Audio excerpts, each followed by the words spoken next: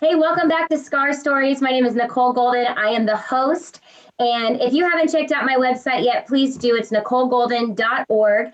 And we've got a lot of awesome resources on there. One of the things that I'm most excited about is my Praying Scared prayer journal.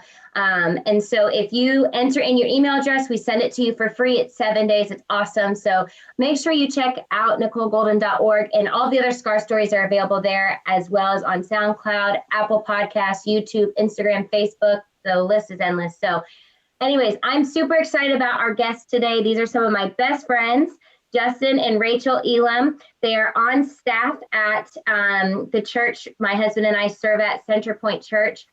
Justin is the next generation pastor. And then Rachel is I get so lost with all of the different titles. You're the CC Kids coordinator, director. What are you? Okay. Basically over elementary ministries. So. Okay. And Homegirl is like super creative. And so if you have kids and you live in the Valrico, Brandon area, you need to come to CC Kids and check it out. It is awesome. You're going to love it. And then we are recording this on a day where I am freezing. So I have my hat on if you're watching. And then Justin is from New England. That's why he has the Patriots hat on, even though we stole Tom Brady. And then Rachel's from all over. So Oregon. And then where are your parents now? I lose track. They're in Virginia. Yes, Virginia. Okay. So anyways, I'm probably the most bundled up today. All right. So we are going to talk today about the issue of pornography. And I am really honored that Justin and Rachel would be on and allow me to ask a lot of the tough questions I'm going to ask. Justin, do you remember what the name of the message was that you preached when you told your story for the first time? I couldn't remember. Oh, man. We'll think about it and link it to this. Approval and acceptance. I forgot the title. Was it in our rejection? It wasn't our rejection series, was it, that you and I did? Maybe rejected. Okay, I'll go and look because we can post the link. But the reason why I knew I could ask them to be on the podcast today was because Justin had shared his story. He and Rachel talked about it about a year or two ago and shared it, and it was so powerful. And so I've been really concerned as we've been walking through coronavirus, through COVID, through the lockdowns, the quarantine, as I've talked to different licensed counselors and therapists. One of the biggest concerns that a lot of them have had is that people who have beaten certain vices and who have stopped self-medicating or coping with things that were dangerous would go back to those because of the levels of stress that we're experiencing and just the need to try to self-comfort. And so I thought this podcast would be so helpful for those of you who are maybe thinking about going back to something that you've had freedom from, and thinking about going back and finding that momentary comfort from that vice, whatever it is. And I know I interview a lot of women, and I wanted to interview some men and really have some men share hey, these are some things I really struggled with, so that we can reach a wider audience. So I really appreciate you guys being on here today and being willing to share and talk about this. Yeah. Okay, so let's get started. Justin and Rachel, how long have you guys been married? 9 years. 9 years. Yep. 9 years, Rachel says. 9 glorious years. And then Justin, we're going to just jump right into it. Can you tell us a little bit about your journey? How basically you got introduced to porn, and just kind of walk us through when you realized it was a problem, and then this, beating it and all of the things. Can you just kind of walk us through your story? Yeah, for sure. So I was probably 5 or 6. First time I was introduced to pornography was a friend of ours. Kid lived across the street. His name was Corey. Got one of his dad's magazines, probably something, found it, put it in a shed. Okay, I had something to show you. Went and looked at it. And it's a thing where you, as a kid that young, you don't really understand what you're looking at. Right. But you also understand this is weird. This is wrong. I shouldn't have this. But also I like this. Yeah. Almost like a taboo kind of thing. And it's crazy because I won't now, but I could tell you exactly what I saw. It was vivid in my mind, exactly what I saw.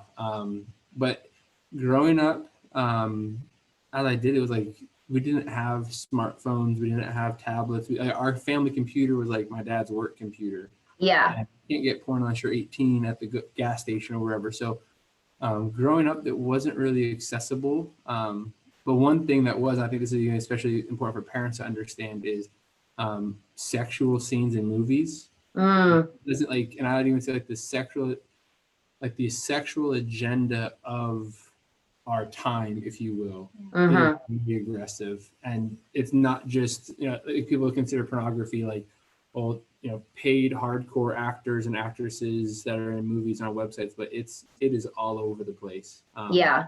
And unfortunately, a lot of kids, at the average age a couple years ago, the kid got introduced as like 9 years old. I was going to ask you that. Yeah.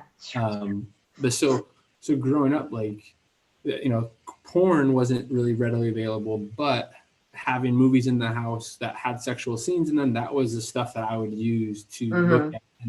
And so that it wasn't until I remember I got caught on the computer one time. That was really embarrassing. Just my parents had like a cyber nanny on it, and like all the kids in, like, who was looking at stuff. And I remember I was just quiet. I'm like, I don't want them to know. Was it legit called a cyber nanny? Probably. I don't even know. It was something to tell, like, because you don't know any of that stuff. You're like, sure, I can do that. No one's watching what I'm watching. Oh my goodness. And then probably college, like, again, I mean, I went to school early, mid, I don't know, 2007 or so. So like, that was the first time I had a computer. That was and college, and then after college, where it really became probably more of an issue just when accessibility. So after college, getting an iPad, getting an iPhone, things like that, that's when it was like different, because you didn't have to go anywhere to view porn. It could be anywhere. Even now, it's like you have access in your pocket everywhere you go. Yeah. So that's kind of how it progressed through my adult and adult years. And you were like, because I know enough about your story to know, like, you were at a Bible college, pursuing ministry, all those things. Yeah. So how did you balance? I'm throwing a question at you that I didn't write down, and I asked them ahead of time if there was anything off limits, and they said no. So, but how did you balance, like, because you had to have felt guilty, right? And you had to have felt, even, I know, and it's just such a shame, but like, even like dirty. So like, how did you compartmentalize those feelings as you're also like pursuing ministry? Do you know what I'm saying? Like, how did you? Yeah, I'd say a couple of like the lies that I would buy into is, first, this is only until I get married. When I get married, I can have sex with my wife and it will be fine. But that doesn't work at all. Another thing is, like, I can outperform this. I will be able to do good enough publicly that it doesn't really matter what I do privately. Another lie, because that doesn't work out. And then I'd say like the third thing would be, it just is a very private thing. I'm gonna, and this also went from years of putting things back exactly as they were, so no one would ever catch on to me. I feel like years of cleaning up my mess. So like I can be very meticulous about stuff. So like, no one's going to catch me because I'm going to cover my tracks good enough. That was stuff that I would use to justify it, and like that would be like the justifying sense. The shame thing was just like, I feel like shame is like a hangover. Like, it just wears off, and then you just so. And were you in a community or an environment where you felt like you could come forward with this, or did you feel like if you came forward with this, like your life would be over? Like, you know what I'm saying? Like, were you? Because I know some people struggle with, if I come out with this, what's going to happen? Do you know what I'm saying? And so, were you in a gracious environment? I already know kind of the answer to this, but were you in somewhat of a gracious environment, or were you in an environment where if you were to come out with it, it was going to be a difficult thing for you? Yeah, I'd say like, thankfully, like, my friend group was really accepting about stuff and gracious. Even at the Bible school I was at, a few of the staff that I knew, or some staff mentor type relationships, they were all gracious about it. Even there was a few people that I like kind of providentially was set up with, that like they had struggled with porn in the past. Okay. A couple of people, thankfully, there were people like that where like, dude, I totally get what you're going through. Let me help you. Yeah. Whereas like, and that's just, I think, like like if you're not a religious person, that's just a luck, right? But if you're a religious person, like that's God working through that situation of Yeah. other people in that environment and not been received graciously at all. Yeah. So Yeah. yeah. And then Rachel, when you met Justin and then you guys started getting serious, and were you aware that this was something that he was struggling with? Yes. So we did have a heart-to-heart about this when we were getting more serious in our dating relationship. I think it was before we were engaged. We had this conversation, I believe. And that was one of those things, like just what he said, like, we're going to get married and this is going to all go away. You know, that was kind of just the lie that we believed together. And so, yeah. And was that, Justin, was that something you offered, that information, like, hey, this is something I'm struggling with? Or how did that conversation even start? Because like, I commend you for having it. But how did that conversation even start? Do you remember? Not really. I don't think so. I think it's kind of funny because, yeah, it just kind of happened. I think there were times too where like I would talk to people or I would bring it up to people. Sometimes I was afraid I'd get caught. So I would like be proactive instead of getting caught, because it's always better if you come and confess, Yes. Yeah. and get caught with it. But there's also, I think there's several times I'm like, I don't really know why I told people about it, why I did that. But I think it's like looking back, like I think I just knew like I need help with this. Yeah. I'm not sure what else to do, and like, okay, it's really awkward and this might not work out well, but I just need to talk about it. Yeah. Yeah. And so then you guys got married. And now I feel like I remember when you told this on a Sunday that there was a season when you guys got married where you weren't struggling. Am I right? And then it came back again, or were you just, was it just a constant? That was right. There was a season when you weren't struggling. Yeah, Okay. I feel like, yeah, because like more devices became readily available and access grew, which meant just my addiction grew with that. Yeah. So And we had so a season where we didn't have much. Like we were poor. We didn't have anything. He was working a ton. Yeah. So there just wasn't that like opportunity and accessibility. So yeah. yeah. And then when you started struggling again, Justin, were you triggered by something, or was it just the access to it? Like, were you triggered by stress or something, or was it just, oh, I have the access, so I'm going to go back again? Yeah, I think probably mainly was access. Yeah. And that's the thing too, where I think it was boredom too. We were in a season where we were like, we were kind of visiting my home area. We were working here and there, but we just didn't have a lot to do. Yeah. We were sitting for somebody, so we didn't really have any expenses to go get a job. Like, so we were just like together and hanging out, but I think there was like that boredom, and that's been something that's been a pattern, I think, over the years of like, it's either stress or it's boredom. Like, Yeah. And so, because I'm writing down some notes as you guys talk, like a couple of the things that you said is like access, stress, boredom, like all of those things become basically like the gateway to indulging again. And so, Justin, when you started struggling again, did you offer that to Rachel, or did she find out somehow, or do you remember? I talked to her. It was a couple of months into it, and then it was just a time again where I'm like, I know this is wrong. I know I shouldn't do this. I know intellectually, like talking about it will be the right thing and will help, but emotionally, I didn't want to. And then finally, it was just like, I just have to. Yeah. And how long had you been married at that point? Not even a year. Yeah. Okay. And Rachel, like, can you express maybe a little bit of how you felt when you found out he was struggling again? Yeah, I think that that first year of marriage is so like, you're just trying to figure each other out, Yeah. Like learn how you work together, what your relationship looks like as a married couple. And so I think that in my mind, I had this promise kind of before we were married that this wasn't going to be an issue and I would be enough for him. Yeah. And then we get married and this all comes out, and it's like, it's that like, I'm not enough, and just kind of the betrayal of it, the feeling like, why didn't you tell me sooner? Yeah. A lot of those things. Yeah. So. And you guys said nothing was off limits, so we're going to test that. But was it difficult to have sex and to be intimate, knowing, as a woman especially, knowing that your husband was struggling with this and like having those feelings of not being enough?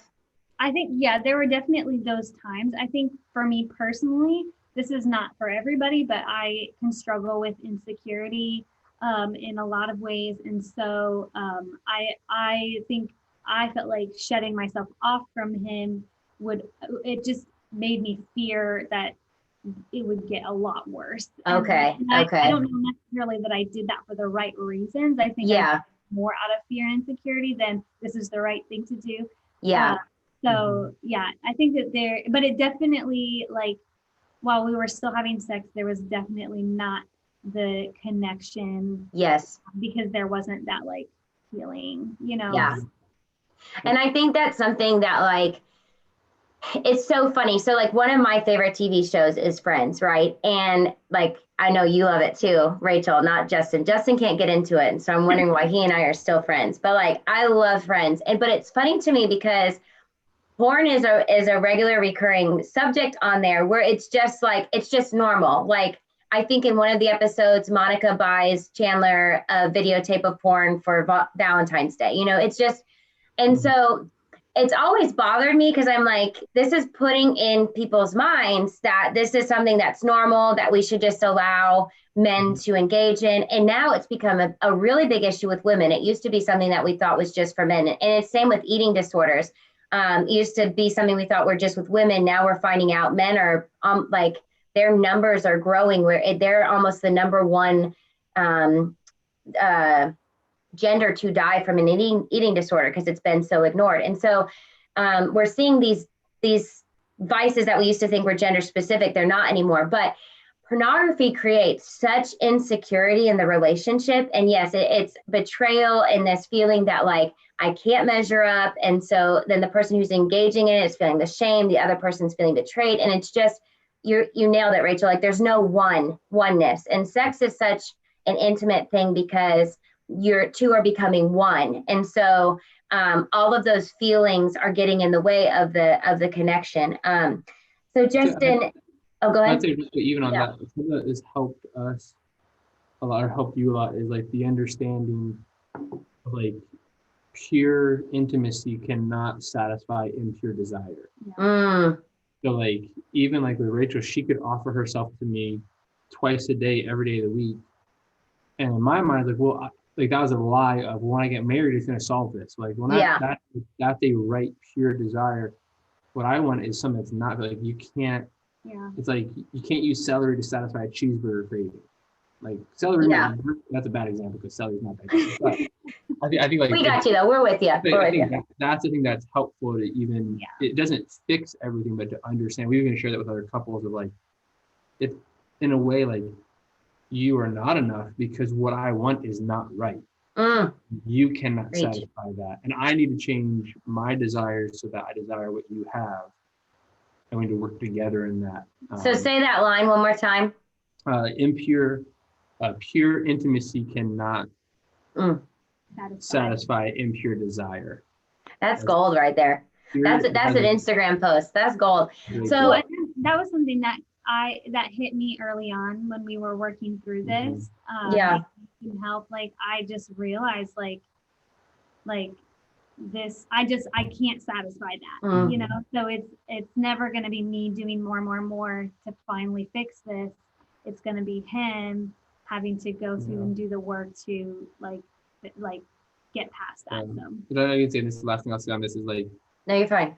That is helpful also because you can engage in very hurtful sexual experiences thinking that way.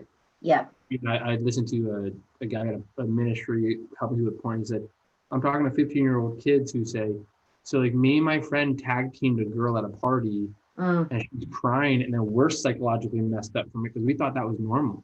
Like, we saw that on something, and like things, I think even that's with a married couple or partners that you're together, like if you're trying, well, I'll just try this, I'll just do that, like you could do damage physically, you could do damage psychologically, emotionally, mentally, like relationally, because you're trying to do what paid actors and actresses are doing. Mm-hmm.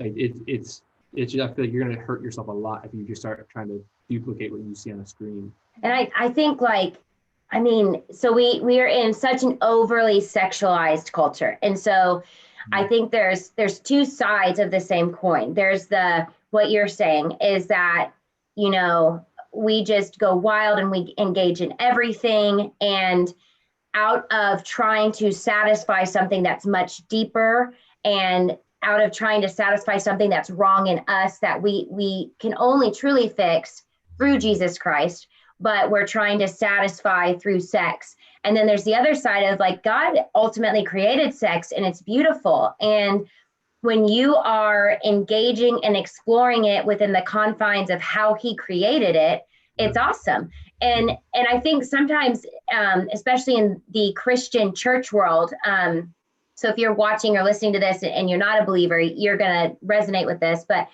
I think the church as a whole got freaked out by sex. And so basically like came and slammed down a bunch of rules that God never created and never ordained. And then now I think when we think of Christian sex, we think of missionary style, not to be crass, but in and out, one and done, and that's it. And it's like we've taken away all of the creativity that God has had and originally had in mind for sex.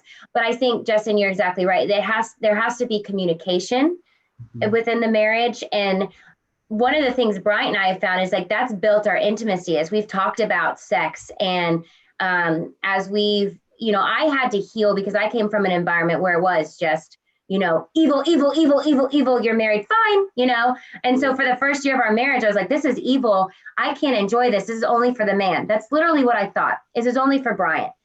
I can't engage in it. I can't be sexy. I can't enjoy it. It's just for him. And I'll never forget doing research and finding out, like, no, I can enjoy this. God created this for both people to enjoy. And so as we've talked about it and learned each other and those things, it's built intimacy. But yes, I think when we start using sex as a way to solve something that's internally wrong with us, it gets so dangerous. And so, Justin, for you, did you find out, was there something that you were hurting from? Was there something that, maybe you had been wounded from that you were using this to self-medicate for? Because to me, like, I get the boredom, the stress, those sorts of things. But when it's something like this, usually there's something you're overcompensating for more inside. Am I right on that? Or for you, was it just the boredom and the stress and the access? Honestly, I haven't thought too much about that. Yeah. I think I've seen times in my life it's the access, boredom, stress. Those are triggers. I think even some of it too is like control of like, and that you'll see that through and through. Like they talk about how like some porn stars will talk about how porn is actually empowering for women, but like no, it's not. You're treating them like animals and objects. Both ways. Don't go and watch it. Just take my word for it. People treat like animals. But I think that is like even I'd say for myself, and also as I've looked at things and researching, like it's a control thing. I want to be able to dominate something, and even though I'm not psychologically, I am. So but yeah. Mainly for me, again, it is I'm bored, I'm stressed, I'm lazy, I'm not connected to my wife very well, like not even physically, but just emotionally, we're not connected really well. Those are definitely the triggers or the things I'm like trying to medicate through. And it's become a huge factor. Porn has become a huge thing in Christian circles. And this is something Kevin, my counselor, and I have talked about because I remember growing up in the organization my dad worked for, we saw so many people leave the ministry because of a porn addiction. And it was, and Kevin said, he was like, when people are under an inordinate amount of stress and pressure, they need an outlet somehow. And so porn becomes almost an escape, an outlet to relieve that stress and that pressure. And so that's why you'll see a lot in like very legalistic, fundamental Christian churches and environments, that porn is one of the number one things that people are struggling with because it's that release of pressure and stress. I would even say with that too, it's so private. And like again, like everyone has smartphones now, so you don't have to go to a gas station or a strip club, or you don't have to interact with anybody. Yeah. And Yeah. I think that's even something too, where for a lot of people understanding, like we talk about access a lot, like you need to limit access, but also you have to change your heart, because this is like, it's similar, like I heard it said like like drug addicts, like you give a drug addict a pen, they will figure out a way to get drugs with that pen. Like, for someone like me that struggled so heavily, like you give me a device, I will find a way to get access to porn. Yeah. Even if you lock it all the way down, it's like, I've done it, I know how, I will get through all the hoops, figure it all out. So even like an environment where, well, we got covenant eyes, or we got this, or we got that, like we got all the things, like those are all good things. And like, especially parents, like you need to limit your kids' devices 100% of the time. Yeah. But also, like, I think that's the other thing, when you have so much stress and so much rules, not changing your heart, like, then you have access. Like, again, like when you have access, you will just go all in because you didn't change the one that needs to change. And I think even for those that are watching, like with, and again, this is not just a dude issue anymore. There are so many girls who are battling this. And so I think just having honest conversations with our kids, like, hey, you know, you're going to have access to this. It's in almost every movie that's out there. You know, it's all around. And so just, I think creating an environment and a place where they have the freedom to be like, hey, I'm struggling with this, or I found this. So they're not sneaking around. I think the shame part of it becomes almost, I don't know, agree or disagree. Does the shame aspect of it and the guilt aspect of it almost become more overbearing than the actual action of it? Do you know what I'm saying? Like the weight of the shame and the guilt and the hiding it, I feel like almost becomes, do you understand what I'm saying? Yeah, I think it's just cyclical. Yeah. You feel the shame, the guilt, the embarrassment, which just drives you back to stress because you're being caught. You don't want to be around people, so you're alone a lot. It's like a cyclical thing. You just can't get out of it. But yeah, I definitely think like the shame, the guilt, the embarrassment adds to the addiction. Yeah. So Rachel, initially I said, I asked if Rachel had given him an ultimatum, and Justin explained it wasn't really an ultimatum. And I like that you said that. So I want to explain this, because an ultimatum is like what Justin said is like, you know, that would be if Rachel was like, you choose me or the porn. And so Rachel didn't necessarily do that, but you did lay down some, hey, like we need to get help. I mean, can I just ask an honest question, Rachel? Like, did the thought of leaving him cross your mind, or did that not even cross your mind? It's like, no, we're gonna work through this regardless. Like, was there any of those honest moments where you're like, man, I may have to get out of this? I never had those thoughts. I think more so I was just getting really tired. Yeah. You know, and I just was like, okay, I'm like, because we had gone through, he had different mentors that were helping him, different ways of doing things, and it just kept coming back to the same story. Yeah. All right, we need to figure this out, and there was like a certain, like I think our iPad was like one of the main like struggle thing, and I was like, I don't know if we need to get rid of this, like whatever we need to do, but we just need to like, and I'm kind of a passive person. And so kind of. Yeah. So then it was, so I think like for me, that's a big deal to like put my foot down and be like, all right, do something, like I'm done. So yeah. Did that scare you, Justin? Because she is so passive. And so her being like, not scare you, but did it kind of like jolt you back to reality? Yeah. I think it was just kind of like, I think it's again in my mind, like I could outperform this. Feel like everybody thinks I'm awesome. Everybody thinks I'm great. Everybody loves me. Like, yeah, my wife knows about that. That's not a big deal. Like, I can just say I'm sorry enough. And even with her, like, I can outperform it. That was like I can't. Yeah. Like my life will come crashing down. Yeah. Like, yeah. You know. And so what were basically like the things that you started? How did you get extreme then? Because I mean, Like you said, you could get around almost everything. So what did you start to do to get extreme to start to beat this? I'm gonna just jump in here. Do it. He started meeting with our pastor at the church we were at, and this meant a huge deal to me. Like he took the iPad and it was in Pastor Jeff's drawer. Like I'll get emotional about it, but like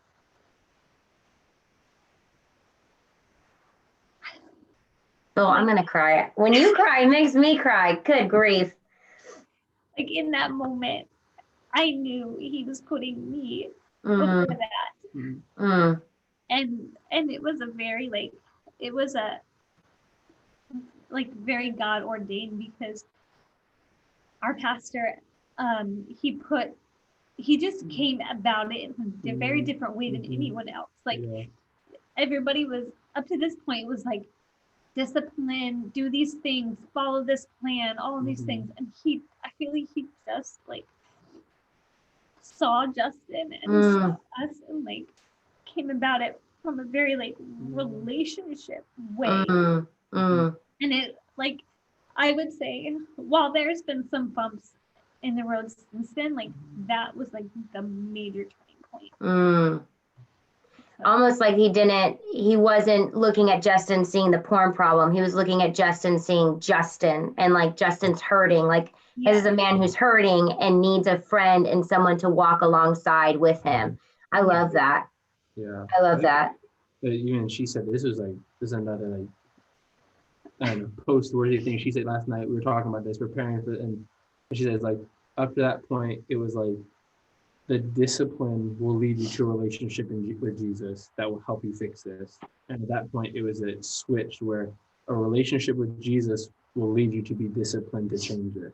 That is completely different. Because again, we were talking about like getting extreme with things. I mean, there was a time where it was literally like, hey, here's an Excel spreadsheet and mark days, how you're struggling every day, 1, 2, or 3, how bad it is. Are you reading your Bible? Like stuff where like, I'm committed, I'm doing all these things. Holy Moses. But again, it's 100% discipline. And what we found is like it's kind of like physical health. You have to exercise and work those muscles. You also need to have a proper nutrition. Yeah. Whereas before, I just cut off all access and I didn't exercise the muscles of sacrificing my desires and laying those things down and saying no. So when I had access, I just went all the way in. Yeah. It was both ends. So some things we did, like I had for months, I had like zero access to the internet when I was alone. Like she would literally, we'd unplug our wireless router and she'd take the power cord, because that was a simple thing to do. And that's the thing, like, we'll get, some people want to, oh, there's this thing, like keep it super simple. Yeah. The router, she'd take the power cord of the router with her to work.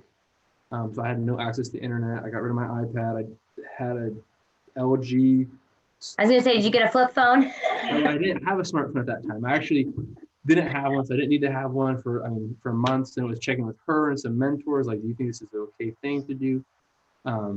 Install different software on my computer, my phone. Everybody's different with this, but like for a while, Rachel would get reports from those things, and we decided we don't want to do that because she doesn't need to see things that I'm struggling with, because like I can talk with her and there's always open door, but like we don't need to be parading that in front of her, if you will. Yeah, I agree. Yeah.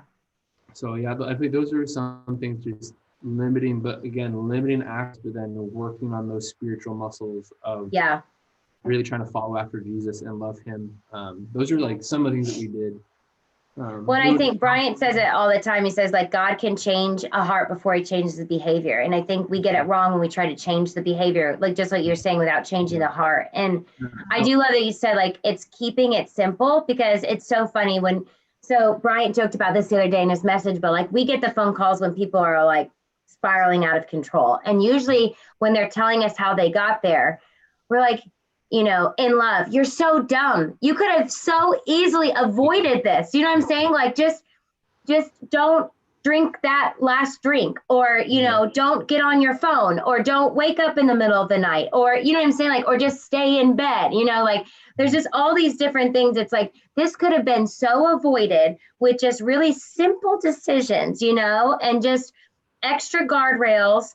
And we talk about guardrails, Brian and I, all the time. Like the guardrail in and of itself, you know, if your car runs into the guardrail, yeah, you're maybe going to get a fender bender, but it's going to keep you from running into the tree and totaling your car. You know what I'm saying? So like, that's why guardrails are so important. Like, yeah, it still sucks to hit the guardrail, but at least you didn't total your car, you know? So I love that you're saying like get practical, because I think some people like, you know, they watch the movie with Kirk Cameron, where he like takes his TV out and like, you know, hits it with a baseball bat or whatever. And I think sometimes when we think of like porn addictions or things like that, that's what we think of. And maybe for some people you need to do that. But I think in other cases, it's just being smart and not overthinking it, but just putting in those extra accountability and precaution. Yeah. I'd say with that too, like you just have to start. And if you are unwilling to limit your access or to get rid of your phone, that you care about what people think, like you're not loving the people that love you the most. Yeah. That is it. It's caring about what people think. And I love, Rachel, that you said like when he gave that iPad to the pastor, that was the first time you felt like he put you above this. And I think there's a lot of spouses out there that they know that their, you know, spouse has an issue. Give me 1 second. Yes, sir. Okay, go get a snack. Go get an apple or something. All right, go underneath there. Go. He's my, he visits almost every session. But go get a cookie, fine. He can get whatever he wants when I'm in the middle of these. Cookies, chocolate, whatever.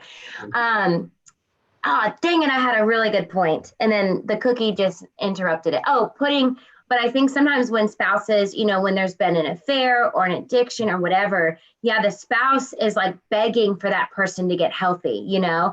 And I don't always know that the spouse with the struggle realizes that it's not just for them, but it's for their spouse to feel like, okay, I see you, I hear you, I want to be here for you, I want to be present and in this. And so when they start to get healthy, the other spouse is like, okay, finally, like they're for me, they're with me. And I think that was so powerful that you shared that, Rachel, because I think there's a lot of people out there feeling that way, you know, and I don't think the person that's struggling realizes that's how your spouse or significant other is feeling. They're just feeling not seen. They're not feeling chosen, you know?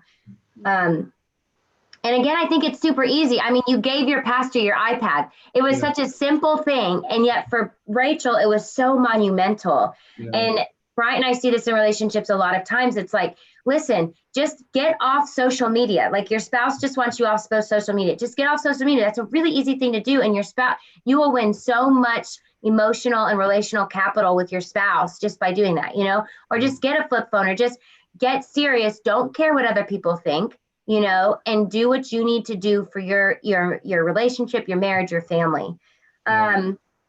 So I think, because we're running out of time here, so 2 more questions. Rachel, how did you build the trust again with Justin? Because I'm going to guess, you know, that trust was eroded a little bit. So how did you go about rebuilding that trust?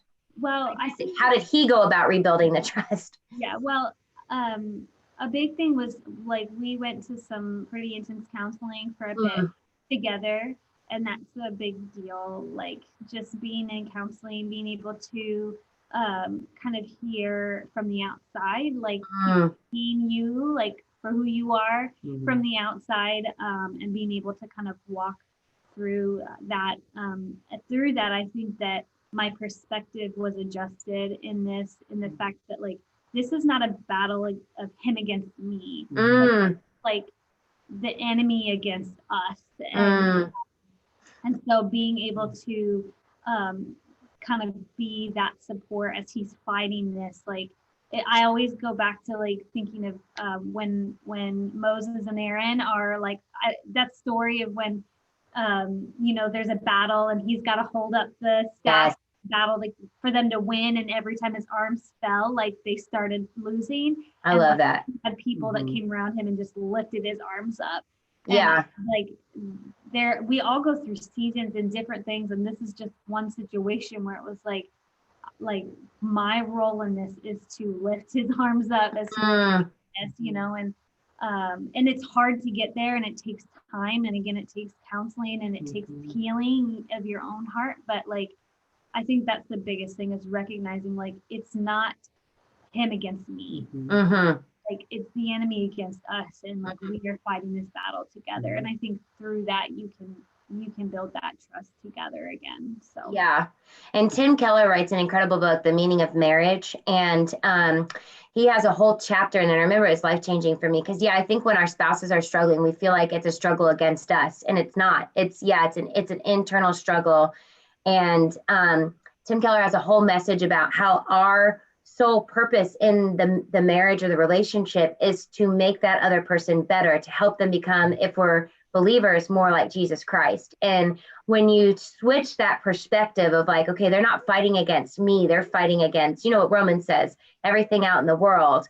And then you start coming alongside of them because you realize this fight isn't against you, but it needs to be fought with you. It totally changes your perspective. I love that. Yeah, I can interject with this too, is like, I think it was also the actions I was doing built trust. If I'm sorry is so cheap. Yeah. Like it is actions, and like, again, like this was months of stuff. This was not like I'm sorry, I have a porn addiction, I'm gonna give my iPad away. Like Jeff had my iPad for probably 6 months. So I think that's the thing, like the reiterating, no, like I'm going to fight for this. I'm going to work with this, like, because just again, at the end of the day, if you say I'm sorry and you don't change, like you're not sorry. Yeah. I'm not going to trust you if you keep doing the same things.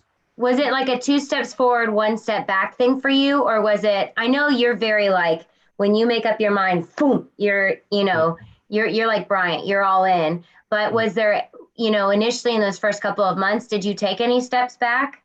Yeah.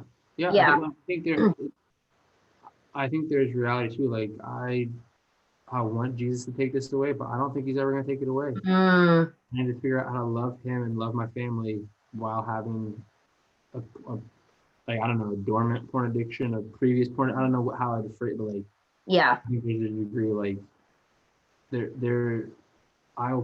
reality is like I'll probably struggle with this until the day I die.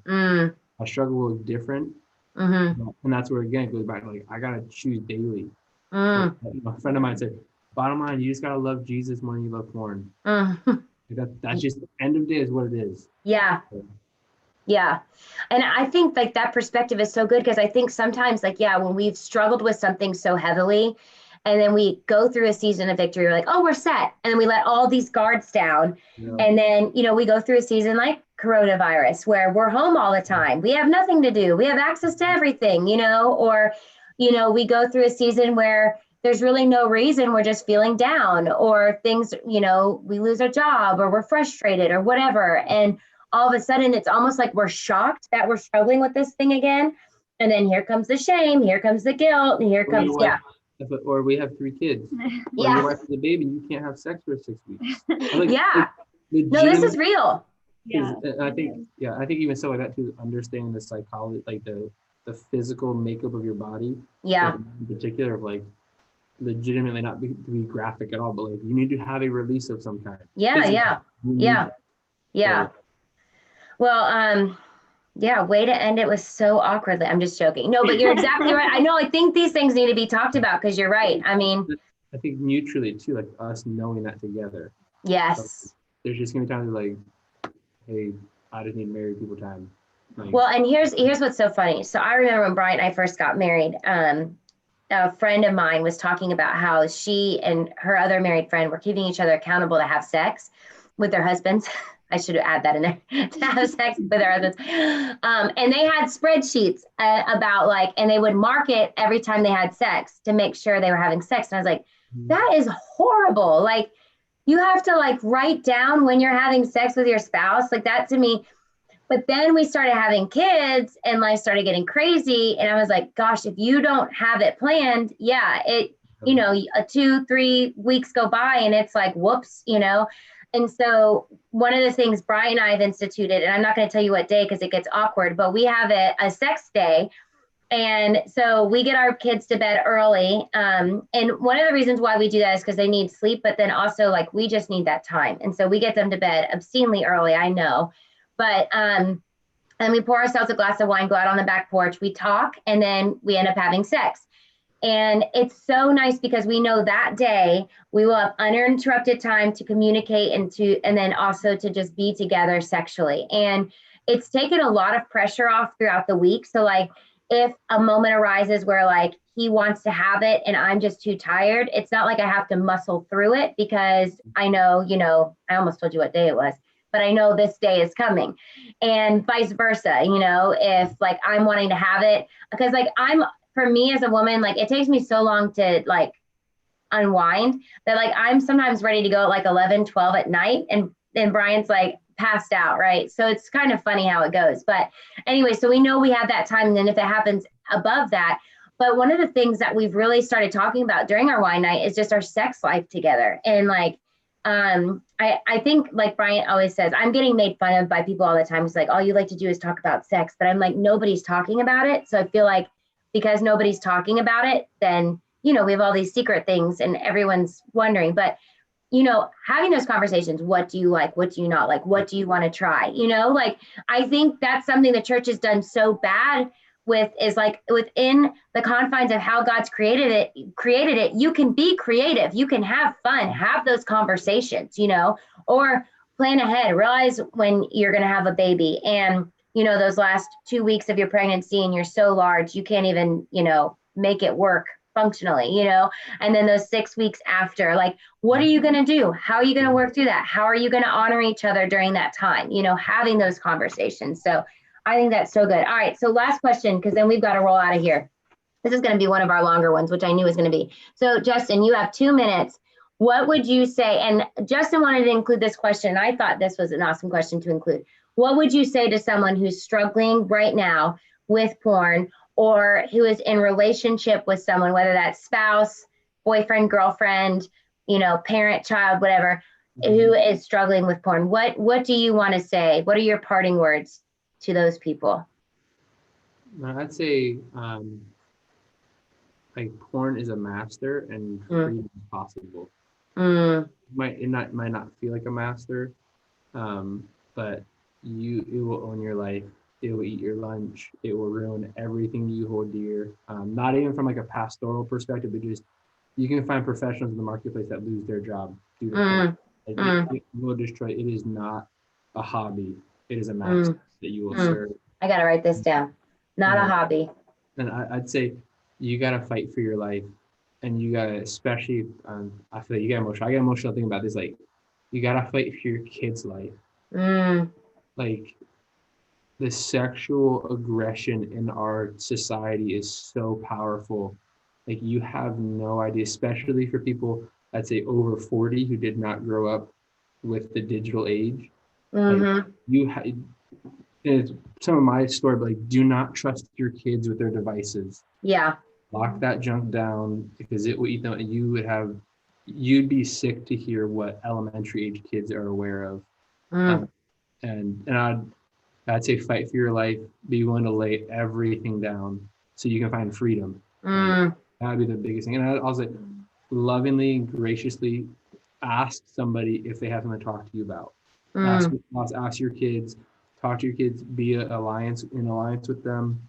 Love them, and help them see this is not the totality of who they are. But it is a master, and it will make you pay. And I just want to reiterate, like, sometimes we're so kept from seeking freedom and getting healthy because we're embarrassed. And it's like, can you just lay down your pride? Can you just lay down that embarrassment? And because, you can go your whole life without being embarrassed and then lose everything you love. Is it worth it then? You know what I'm saying? Like, lay down the embarrassment, lay down the pride, go after what you love and what you want, because it's possible. Freedom is possible. So you guys, this like legit was one of my most favorite ones. I cannot wait for people to hear, because I think this is going to bring so much freedom to so many people. So thank you guys so much for sharing your stories. And I'm going to throw this out there. Like, if you are in the Valrico Brandon area, these guys are both on staff. So dudes, if this is something you're battling with or struggling, I'm sure Justin, I'm volunteering, would be happy to have you reach out to him. And ladies, if you're in relationship with someone, or if you're struggling, reach out to Rachel, because this is something that I think is only become more prevalent over the next couple of months, depending on what happens, with Corona and whether we go back into a lockdown or we're all set free, who knows? But anyways, set free as birds, we don't know. But anyways, thanks you guys so much.